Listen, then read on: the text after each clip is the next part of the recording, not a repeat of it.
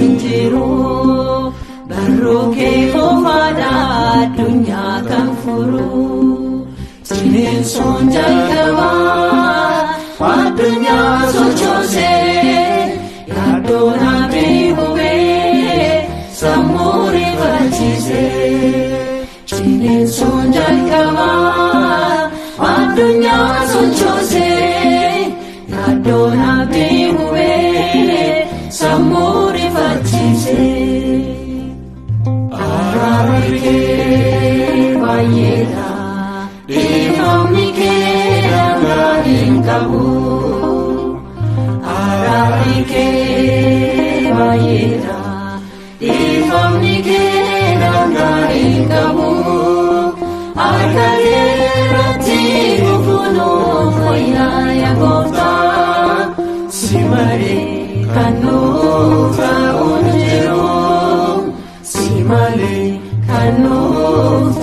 unjiru.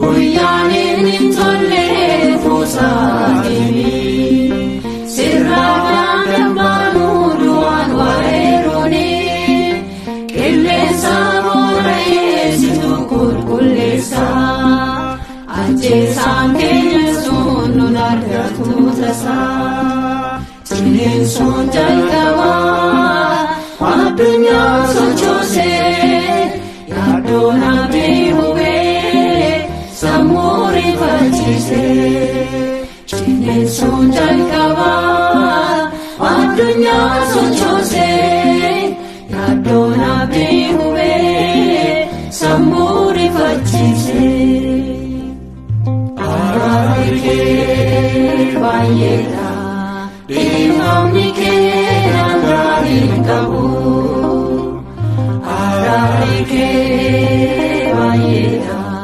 dhiifamni kee nagaa hin qabu harka keerratti kufunuuf wayyaa gooftaa si malee kan nuuf ta'u hin jiru si malee kan nuuf ta'u hin jiru.